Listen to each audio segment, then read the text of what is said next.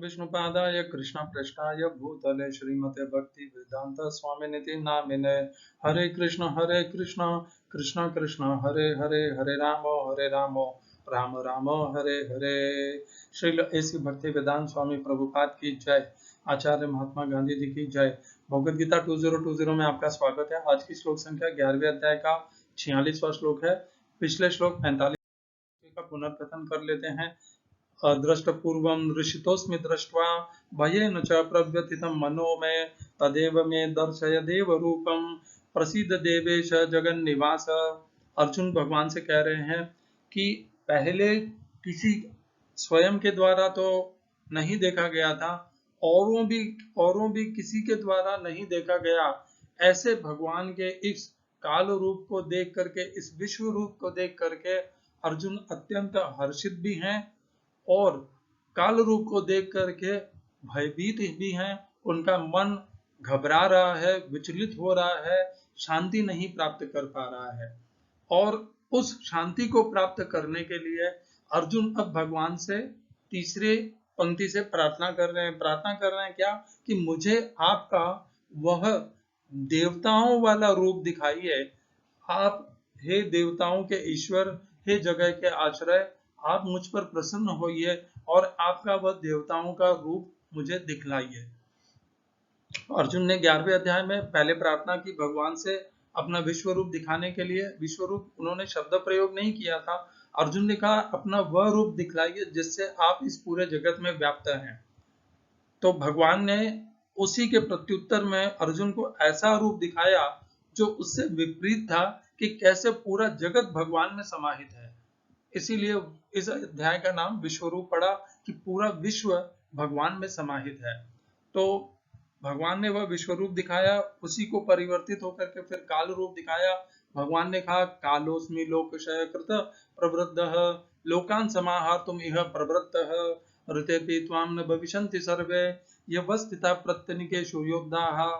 और अब अर्जुन काल रूप, उन्हें जो कुछ भी देखना था, कौरवों के संपूर्ण सेना का विनाश, अपने और इस युद्ध के परिणाम सब उन्होंने जान लिए थे। अब अर्जुन अपने मन को की व्यथा को शांत करने के लिए, अपने मन के भय को हटाने के लिए, अपने मन से घबराहट को दूर करने के लिए भगवान से कहते हैं आपका वह देवताओं वाला स्वरूप मुझे दिखलाइए।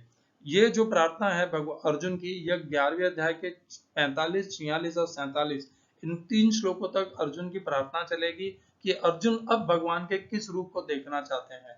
जो उन्होंने 45वें श्लोक में प्रारंभ किया था, जिस देव रूप का भगवान से प्रार्थना की, उसी देव रूप का वर्णन आज के श्लोक 46वें अर्जुन पूरा विस्तार से वर्णन करेंगे कि वह भगवान का कौन सा रूप देखना चाहते हैं।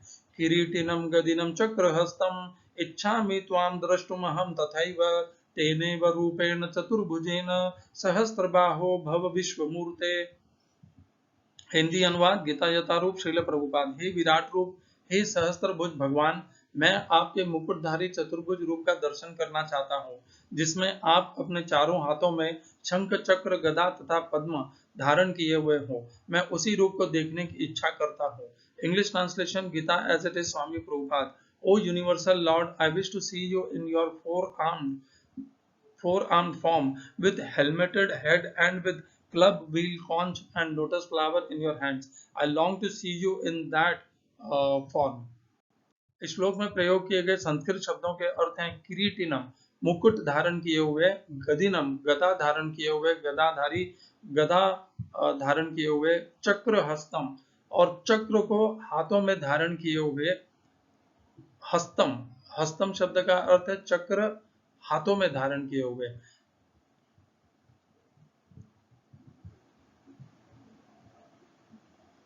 इच्छामि त्वाम, इच्छुक हूं, त्वाम आपके, द्रष्टुम देखने में, अहम मैं, तथा उस एव उसी स्थिति में या उस रूप में।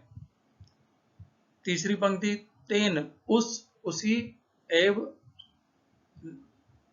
उसी से निश्चय ही, रूपेण रूप में चतुर्भुजेन चतुर्भुज वाले, सहस्त्रबाहो, हे हजारों भुजाओं वाले,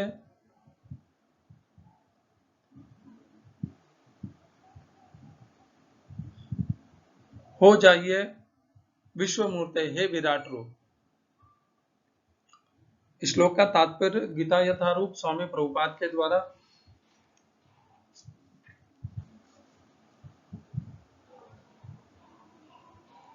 ब्रह्म संहिता में कहा गया है, भगवान सैकड़ों हजारों रूपों में नित्य विद्यमान रहते हैं, जिनमें से राम, नरसिंह, नारायण उनके मुख्य रूप हैं।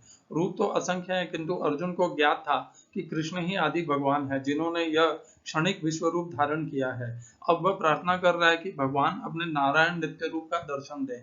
इस श्लोक से भगवत श्रीमद् भागवत के कथन की निस्संदेह पुष्टि होती है कि कृष्ण आदि भगवान हैं और अन्य सारे रूप उन्हीं से प्रकट होते हैं। वे अपने अंशों से भिन्न नहीं है और वे अपने असंख्य रूपों में भी ईश्वर ही बने रहते हैं।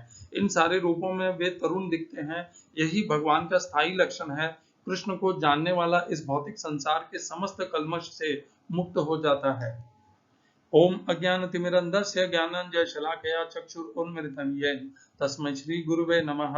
एकं शास्त्रं देवकीपुत्र गीतम्, एको देवो देवकीपुत्र एव, एको मंत्रस्तस्य नामानि यानि, कर्माप्येकं तस्य देवस्य सेवा। हरे कृष्णा।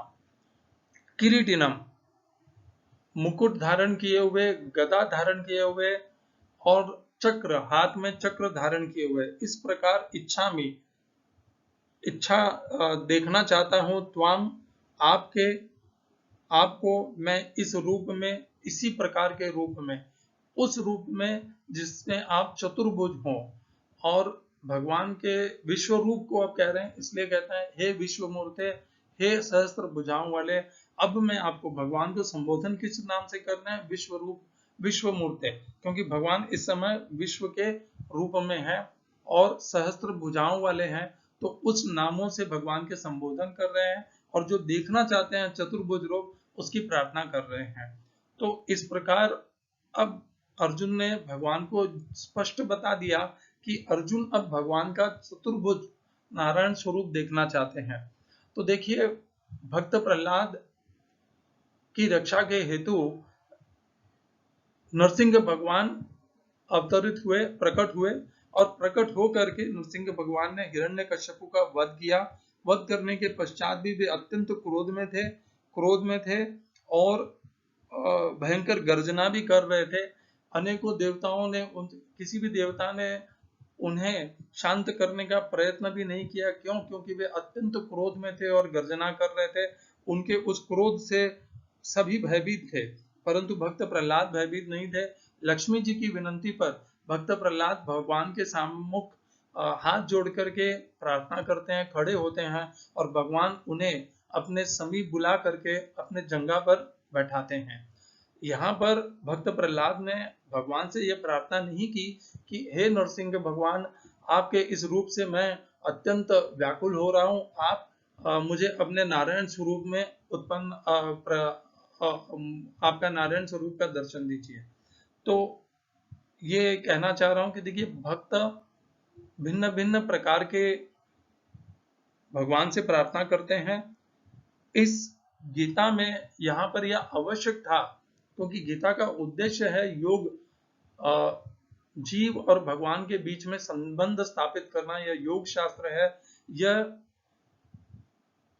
असंशय से, निस्संदेह होकर के स्थापित करना चाहता है कि भगवान श्री कृष्ण ही पूर्ण पुरुषोत्तम है। और 11वें अध्याय के प्रारंभ में 15वें श्लोक से, जहां से भगवान ने विश्वरूप के दर्शन दिए हैं, वहां पर हमें भगवान के चतुर्भुज रूप का, नारायण स्वरूप का कोई भी उल्लेख या वर्णन नहीं मिलता है। तो कोई अभी भी इस संशय में नहीं रह जाए कि भगवान, ये तो विश्वरूप भगवान है, ये काल रूप भगवान है, ये नारायण भगवान नहीं है, और नारायण भगवान इनसे भिन्न हैं और वे कोई और हैं। इस प्रकार की संदेह न हो, इस प्रकार का लांछन न लगे, इसलिए हम सबके कल्याण के हेतु, हम सबके संशयों को नष्ट करने के हेतु अर्जुन ने भगवान को अपने चतुर्भुज रूप में भी प्रकट होने के लिए प्रार्थना की। अब भगवान से यह प्रार्थना यदि भगवान स्वीकार कर लेते हैं तो हमें यह निश्चित रूप से पता चल जाएगा कि एक ही भगवान कृष्ण है, वही नारायण है, वही विश्व रूप है और वही काल रूप है, और ये सब एक ही हैं, भिन्न भिन्न नहीं है। समय समय पर भगवान भिन्न भिन्न रूप धारण कर सकते हैं, उन रूपों में प्रकट भी हो सकते हैं। कभी नरसिंह रूप में प्रकट हो सकते हैं और कभी मोहिनी रूप में, और कभी वराह रूप में भी प्रकट हो सकते हैं, कभी कूर्मा रूप में प्रकट हो सकते हैं। भगवान चाहे उस रूप में प्रकट हो सकते हैं, उनकी भगवत्ता अपूर्ण नहीं होती। हाँ, कृष्ण पूर्ण पुरुषोत्तम है, क्योंकि कृष्ण भगवान कृष्ण के स्वरूप में पूर्णता है, बाकी सभी में वह पूर्णता नहीं है जो भगवान श्री कृष्ण में है।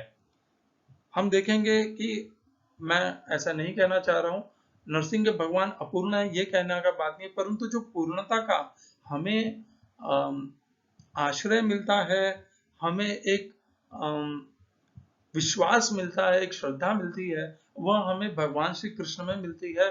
पूर्णता का एक हमें पूर्ण विश्वास हो जाता है उनको देख करके, भगवान श्री कृष्ण को देख करके।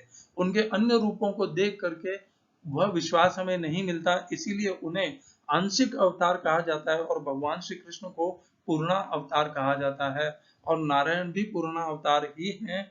और अब अर्जुन ने भगवान को चतुर्भुज रूप में दर्शन देने के लिए प्रार्थना की है।